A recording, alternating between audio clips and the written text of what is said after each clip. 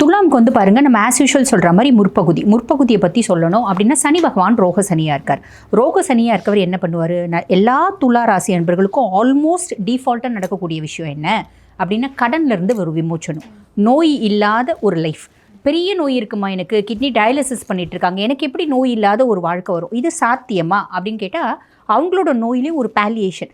மருந்து மாத்திரை சாப்பிட்டுட்டும் பெருசாக எனக்கு நிம்மதி இல்லை, அப்படிப்பட்ட பர்சனாலிட்டிஸ்க்கு மருந்து மாத்திரை சாப்பிட்றதுனால, மருந்து மாத்திரையினோட தயவுனால நான் நல்லா இருக்கேன், கம்ஃபர்ட்டாக இருக்கேன், என்னோட டே டு டே ஆக்டிவிட்டீஸ் வந்து பார்த்திங்கன்னா அஃபெக்ட் ஆகவே இல்லை, அந்த மாதிரி ஒரு அமைப்பு. எதிரிகள் அப்படின்னு பெருசாக யாரும் இருக்க மாட்டாங்க. துலாமுக்கு எதிரி வரத்துக்கு நிறையவே வாய்ப்பு உண்டு. காரணம் என்ன அப்படின்னா அந்த வாய் வந்து பார்த்திங்கன்னா எப்படி அப்படின்னா வெட்டு 1 துண்டு 10, அது துலாம். சனி உச்சமடையக்கூடிய ராசி அப்படின்னா டிஃபால்ட்டாகவே கோவம் வந்துச்சுன்னு வச்சுக்கோங்களேன், அப்படியே அக்கு வேறு ஆணி வேறு பிரித்து மேய்ஞ்சிடுவாங்க அப்படின்னு சொல்லலாம், அப்படிப்பட்ட பர்சனாலிட்டிஸ். பட் இருந்தாலும் வந்து பாருங்கள், இந்த காலகட்டம் பெருசாக வந்து எதிராளிகள் அப்படின்றது இருக்க மாட்டாங்க.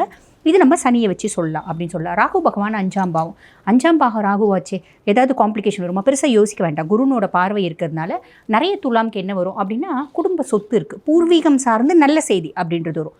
அந்த பூர்வீகம் சார்ந்து நல்ல செய்தி அப்படின்றது என்னென்னா, பூர்வீகத்தில் எனக்கு சொத்து பத்து, வீடு வாசல், தோப்பு துறவு இருக்குது, எனக்கு வரத்துக்கான வாய்ப்பு உண்டு.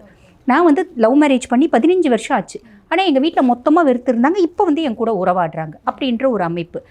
நிறைய துலா ராசி அன்பர்களுக்கு குழந்தையின்மைக்கு வைத்தியம் பண்ணுறாங்க அப்படின்னா குழந்தை பேர் அப்படின்றது கிடைக்கிறதுக்கான வாய்ப்பு உண்டு.